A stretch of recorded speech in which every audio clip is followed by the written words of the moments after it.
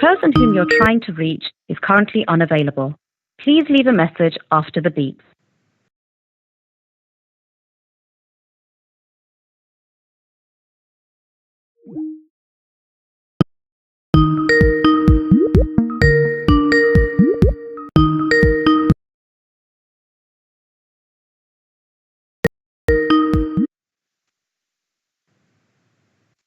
Hello.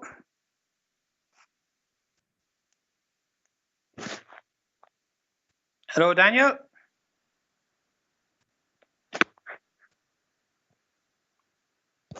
Hello. Hello.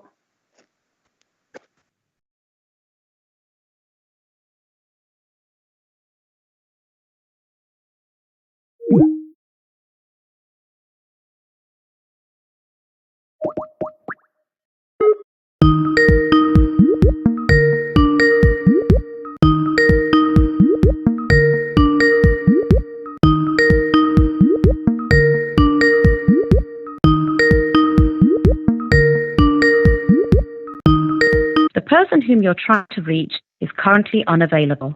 Please leave a message after the beep.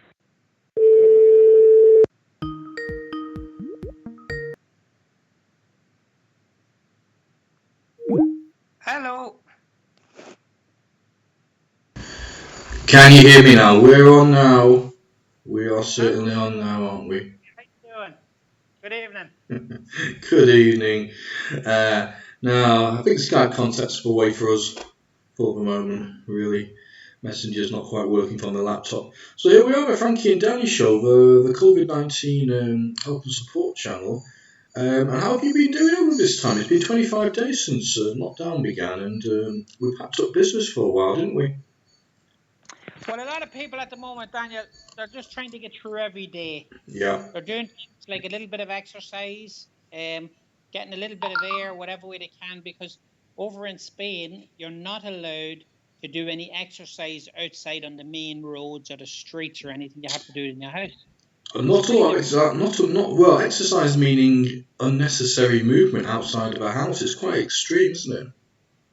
That's right. That's correct. Well, you can walk a dog, but you can't. You're not allowed to walk them too far. That's the problem. Don't walk him too far. Maybe borrow one to start with. Yeah. Yeah. Uh-huh. And if you're caught walking that dog a few times in the day, you could be in big trouble. And the police, the security forces are taking notes on the dog walking. Exactly. Well, what I want to get on about is actually tonight, Daniel, is about if people start taking flights out to Spain next month. Flights out. Is that flights out or in or back to the UK or Ireland or whatever like that. How are we going to work this? This is the problem. My theory is, I'm full of theories. I'm always posting on British newspaper websites, filling the time.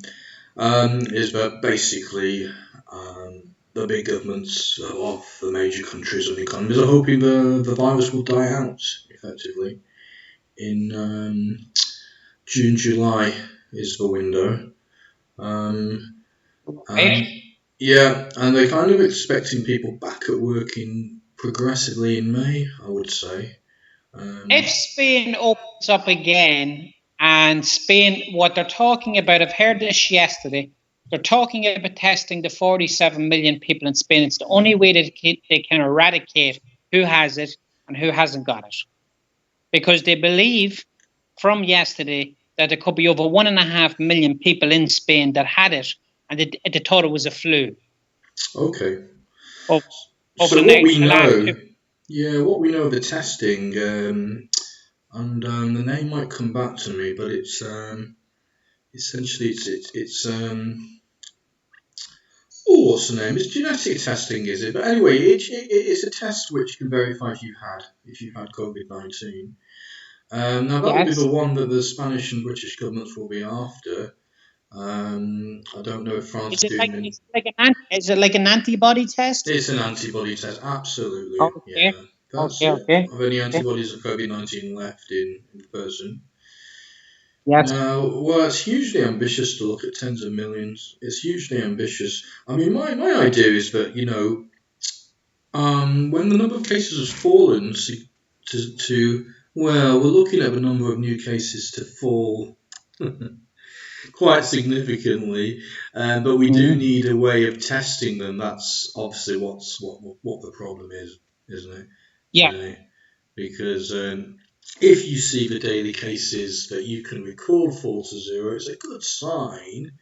And then, if you were the government, from that date you could give everybody 4 weeks, which is the incubation time to double the incubation time to get ill. And as people who get ill are then treated, I mean, that could take you to July, couldn't it? Feasibly. Well, actually, now today I'm just going to give you an update and a few little statistics and the numbers there that's infected or the deaths. God rest in peace. In Spain today, there was 146,690 people infected. Yeah. There was the new cases today were 4,748, and at the moment, as it stands, there was 628 new deaths. But I can tell you now that there's actually about 140 on top of that. That's just an update from Worldometers, but it's a lot more than that today. See a higher rate. It usually is on some. Yeah. United States was 418,559. The new cases was 18,224. And the total deaths in America at the moment, rest in peace, God rest them, is 14,240. And the new deaths in America today was 1,399. Well, to be honest with you, right, well, we'll look at the UK deaths today and we'll see 910.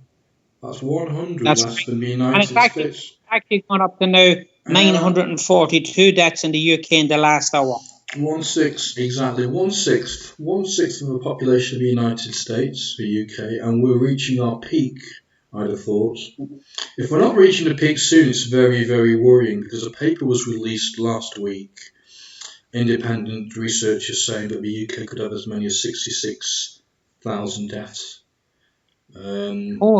Yeah, it's an incredible estimate that.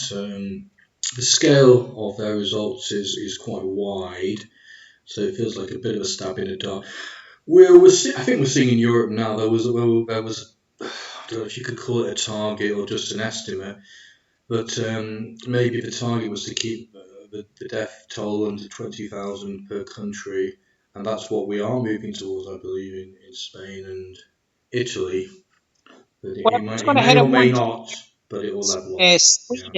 Sweden is doing the herd immunity now. What way will you think that will turn out, in your opinion?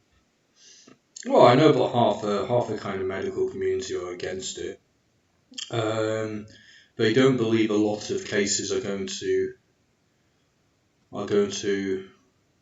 pop up. I mean, what can I say about herd immunity? The British are doing it. I believe the British are doing it because they haven't shut down public transport. 8 or 9 bus drivers have died in London. The tubes apparently have about 150,000 journeys a day, people using it. So people are going to work and going to visit people and spreading it around in Greater London. So that's the epicentre in Britain. That for me is herd immunity because the centre of the British economy is in London. Yeah. And the army is a consequence. Yeah, the army is a consequence. It's quite cynical, you could think. This is the stuff of obviously, I wouldn't call it political conspiracy, but something which is going to be investigated later on.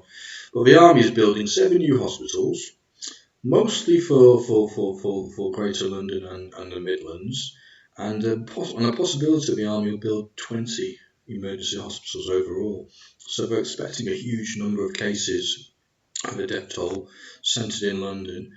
What surprised them is there's been a lot in Birmingham too, because Asian families are multi-generational, living in the same house. Yeah. Yes. So that's been a surprise to them. But the authorities have banked on the economic motor of the country is London, and they've banked on herd immunity there, essentially to keep people circulating and people recovering from it, because they're young and healthy. That's my feeling about the UK.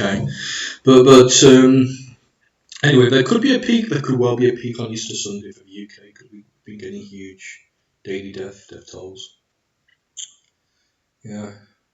Yeah. Well, I've just given you a wee update. In Ireland they had 25 more people died with the coronavirus in Ireland today for the whole country. Yeah. And the cases has surpassed 6,000 a day. 6,000, okay. What's the population of Ireland?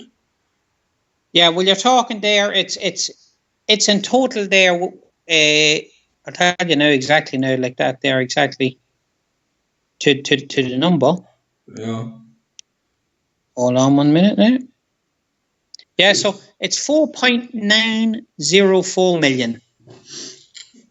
Getting towards 5 million. 6,000 cases is a low number. It's a lowish number. Look, in Britain, we've only tested 68,000 cases, something like that. 60, is it maybe around 66? It's a very small number. So the UK, as we know, has not been prepared for testing. It's not been prepared to give by having the amount of PPE protective equipment for its medical staff. So big problems in the UK. We've not had a testing scheme ongoing. Germany, we hear nothing about Germany, do we? We hear very little about Germany, the biggest country. Nothing at all. And the only thing they said about Germany was that a lot of the German people, when they're 18 years of age, the younger people, they move out of the house. Yeah. They usually have their own place. Yeah. So it's not like the biggest problem we had here in Spain, which yourself and yourself are at the moment, is that Granny and Grandma, we all and everything, they all live in the same house, the same as Italy. It's a sort of a whole family. Yes. And this is why it's gone so big in these two countries, because you have whole families living in the house, and even though the younger people might get a very mild variation of it, it's the problem is there when the grandpa or granny gets it, or the mum and dad, it's really can be a massive. Yeah, passes very quickly to large numbers of people from one infection. Yes. Yeah. Well, that's very worrying, isn't it, for Italy and Spain, which leads me to feel that our lockdown might be quite long. And what they I'm going to throw another thing in the pot now, Dan, and I've been studying this the last few days, and I'm looking at Africa at the moment, and I'm looking particularly in Somalia at the moment, and at the moment in Somalia they have 47 ventilators. Right, that's all they have, 47 ventilators for a population of nearly 15 million. Yeah, well, this is the poverty of medical supply for the developing world. Somalia is an exceptionally poor country, and traditionally divided by civil war and various. That's correct. Another thing I was looking there, Nigeria as well, in Lagos there could be a massive explode of the virus there, because there's 21 million people living in that city and that surrounding area. Well, I think April-May is going to be very, very problematic for Africa. I mean, obviously we'd be expecting, what could we say about Africa? Not a continent I know, but we'd be expecting, obviously, in that continent to have above average temperatures over winter, which has slowed the virus down. But it's got there eventually, and you'd hope again that the additional temperature rises in the next 4 to 6 weeks would kill it off too. But they are going to face their own crisis. Well, we have good countries in the world for tackling COVID-19, and Ireland is amongst them, because in Ireland the government shut down schools in the middle of May. Sorry, the middle of March. They shut down schools. When you shut down schools as a government, you show that you're serious, basically. The UK waited another 2 weeks to do that, and Mr. Johnson's in hospital, but really he was not a good Prime Minister in March at all. Everything was very slow in terms of keeping people away from work. The argument against schools was that NHS workers would need to send their kids to school. Eventually they did send their kids to school, but the majority of kids stayed at home. In London, Johnson and Mayor Khan, I think it's a terrible mayor, personally, they reduced the tube, actually. They reduced the tube service so more people got on the same train in the morning. And what you saw was a lot of what we call... That was happening that was absolutely. When I seen that, if I The don't mind world was putting in down staring there, me in disbelief, mate. The world was absolutely. looking in horror at London commuting going on in late March. Yeah, I was horrified with that. I was actually horrified with that. it's horrifying. All the tube workers got sick, mate, as well. So you got more and more out of control because they all went into self isolation or stayed home sick. But unfortunately, There some was bus one drivers have died. gentleman interviewed, and he was like a stockbroker or whatever, working in London, and he said, "Well, I have to carry on with my work because my work's very important." Yeah. And and I just said to myself, "Oh my God, You know this what man as has no well? idea You know what." that chap you're talking about? He works in the City of London, the chaps who make billions for their merchant banks. Yeah, His type of work is in the essential work category of the British government. yeah, So what these chaps in the British government are doing is basically they're practicing herd immunity. They're making sure that the people who drive the British economy all go to work, at the my sacrifice of the God, health of themselves, of public transport yeah, workers, of fellow passengers like doctors and nurses, and of their own families. Of course, everyone's at risk. So there's Britain my for you. God. So we will see in Britain where that death rate goes. Because an American team, they're estimating 66,000 as the price. 66,000 deaths as a price for keeping the economy Indeed. going. Yeah. Wow, that's a big number, isn't it? It's fishy, isn't it? Yeah, this was some shocking kind of research that was published last night. And this is all about London, of course, because the country I hear, Yorkshire's not been good. But there's people in Yorkshire, isn't it? There's been misbehaviour in Yorkshire, and a few people arrested for like coughing and spitting at police, and too many That's people out in terrible. parks. Yeah, they're doing that. The people in the northwest, my kind of area, seem to be doing well. Generally, the citizens of Britain outside of London have thought this is serious. We're going to stay with our families. But so my friend of mine goes to one of the high street banks every day, to deal with mortgages, and he's in the essential work category.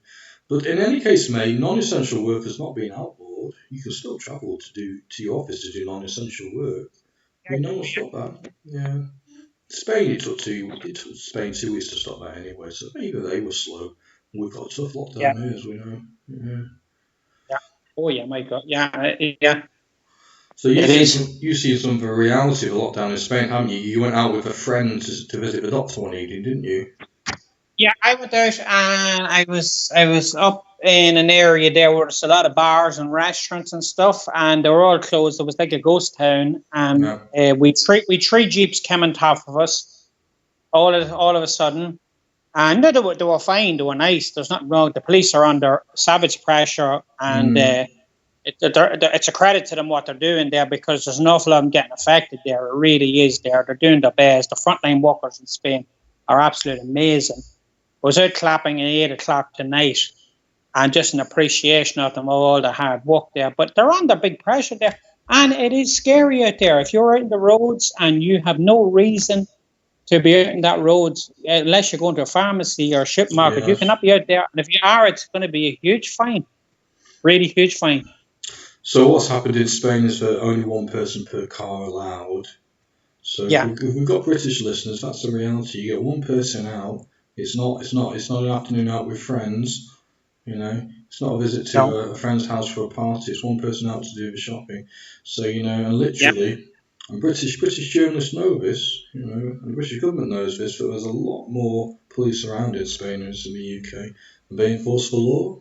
Sometimes €600 fines. So really, So lockdown is not just about arresting drunk people who cough in the face of coppers. The one idiot That's correct. 10 million. It really is about managing the population on a daily basis. So this has not happened in the UK. We're never going to see a lockdown on transport in the UK now. We're not going to see that really. I was very sad to hear all them bus drivers dying. That was terrible, absolutely terrible. I couldn't believe that. A simple thing on a London bus or a Manchester bus, anywhere, Birmingham, is that you have the middle doors, and of course with the older buses you don't. But if you think about the middle doors on a bus, the double doors are open on in the middle of a bus. All you do then is you block off. You block off the driver's area, don't you? mean, they've not even done that in London. This is Mayor Khan. He's a genius. Great guy. Utterly useless. But no, but they basically, the bus drivers let people on to walk straight past him, flip their Oyster card, or ask him a question, and 10 bus drivers have died. So, I mean, the basics are not being done in London. I think it's a bit of a travesty, really. It's going to be a bit of a scandal. What's happened there, really? It's just like NHS nurses, bus drivers, transport workers, they're seen as like, great war heroes having fallen. It's terrible. I can't believe it, really. But that's what's going on. It's a war effort that's made by everyone, particularly those that It is a war. Yeah, fighting a war. It is fighting a war, yeah. That's it. Fighting a war to keep the economy going. That's what it's about, though. Really. Yeah. There was one man interviewed in yesterday, and he said he was given out because the pubs weren't open. He couldn't go and have a pint, and I thought that was unbelievable. I couldn't believe it yesterday. It'll be all that lot, yeah. All them Cockney sparrows saying, "Oh, I can't go down my manor." they'll be saying that yesterday as well as a month ago, yeah. What's happening at the moment? I couldn't believe it, Very eccentric country. And an eccentric policy. I think the UK's policy, the world is looking at it. Sweden's been looking at the UK policy anyway, but that's a tiny country, isn't it? It's a tiny population compared to the UK. And I hear that people are fit in Sweden too. I hear that people are fit, and they take care of themselves, and that's a problem in the UK. So, yeah. So anyway, as far as the lockdown goes, we've got Easter coming up, which is not going to be celebrated in churches or synagogues, but the Sunday will happen. I guess families who are together will celebrate it on Sunday, Easter Sunday. There's a bank holiday on Monday, which would be nice in the UK. Just for the UK, it would be nice that people did stay at home on that Monday, didn't go to work. But anyway, that will apply. But for Monday, we're facing another 2 weeks of. There's rumours going that it's not going to be the same lockdown. There's going to be more commercial outlets for shopping open. That's good. But it's not sure. I'd say that's probably not a good idea in Madrid, though. But you've got to say if they're going to do anything new in Spain, it's going to be targeted at Madrid and Barcelona first, isn't it? In terms of the economy, rather than out in a holiday region. I think tomorrow or the night after we'll break down the Spanish regions in terms of infection. But there's a lot. I think there's a couple of thousand sadly dead in the Valencia region, and as many as 20,000 cases there. So it's everywhere. It's Barcelona and principally Barcelona and Madrid. So have you heard anything else on the pipeline about where we might be going? Well, at the moment, Dan, it just looks like I'm just thinking how. Sorry, Dan, I'm just on something. I'm just thinking actually, how is the planes going to start going again? This is my big problem like that. That's what I'm thinking, Well, it's risk, mate. It's risk, isn't it? Really, as I was saying to you earlier, it's risk if you can take a flight in May and June. I've got flights booked for the end of May. I don't think it's a good idea at all to travel end of May. No. Yeah. People take that risk. I think the risk is huge in the middle of an airplane cabin. But people will. June. I still think there'll be a huge risk. I think lots of people will be infected in May, and that'll be carrying on into June. End of June, July might be a different story. People might feel they could take the risk if they've seen the number of cases fall. There's lots of testing being applied in May and June, July. But I think my EasyJet flights will leave on the 21st of May. I have a feeling they will. Oh. I have a feeling they will, mate. But they'll leave as long as the Spanish government has relaxed the lockdown. I've had several flights because of illness in the family. I've had in England and my desire to visit. I've had several flights cancelled in April, but that's because EasyJet have grounded their fleet in response to the government lockdown. This is going into our fourth week, and we're expecting 2 more weeks. So we won't see any more flights until the next set of lockdown is open. So, I mean, I've got a flight on the 1st of May, but might leave. I mean, it could leave on the 1st of May. That's up to the Spanish government, though. You know, if they relax the lockdown in 2 weeks on Monday, then my flight could leave. I can't travel. No one who travels on the 1st of May is taking a huge risk. That's for sure. Yeah. A huge risk. Well, let's hope to get away anyway, you know. Well, it's the situation in my family is with elderly relatives, and quite an exceptional situation at the moment. Is that I can't afford to bring the illness over to the people I stay with, and so I'm factoring in July for a visit. Yeah. And I've got a wedding in August, for example, mid-August. If that was to go ahead, I might think about August. Well, it's a tough one, isn't it? Like, my own parents are the same there. They're in lockdown at the moment. It is a very tough one, you know. Yeah. I mean, you sort of give elderly parents any age from over 60 onwards to into their 80s, and all in a vulnerable group, all had health complaints. A few lucky ones haven't at all, but most have. And I think minimum July is safe. July at a minimum, and I would maybe wait till August. But people will be taking holidays in July. It's a question of how happy the resorts and the holiday regions will be to see people. For example, people from Madrileños, people in Madrid coming to the Costas in June. I don't think they're going to be very welcome. They need the money, but the ordinary people are not going to be happy to see them. Not at all. Well, yeah, it's a tough one, and I think actually we'll have it. I think maybe this week we'll have a topic on the bars and restaurants and how they're going to apply to have the hygiene regulations for people to go back to sit in a bar or sit in a restaurant, have a meal, have a drink. Can we sit beside people, and how are they going to work this? And I think this is a big topic that needs to be talked about in the future. How is this going to work? It's interesting, isn't it? I mean, you know what I mean? I imagine it being like supermarkets. You know, when you go into a supermarket these days, you wait for the last person to come out if the supermarket's full. Yeah. And we'll have to introduce, if they're looking at June to reopen catering, to reopen restauration, hotels, pubs even, then they're looking at a set number of tables with a distance, aren't they? And a limited number of diners at one time. Still, if you were sitting around a table with 6 people and you were having a meal, you're going to have to sit a meter apart at least. Do you know what I mean? And that is that's a big table. You'd need to sit a meter apart from each other. We'd have to assume, with a family, mate, we'd have to assume the family's responsible for each other, wouldn't they? You know, really. I mean, I think that's the difference, really. I mean, a family who goes out in June in Spain a lot of them going to live together anyway. Okay, it's their responsibility, isn't it, to observe distancing? I don't know how it's going to work.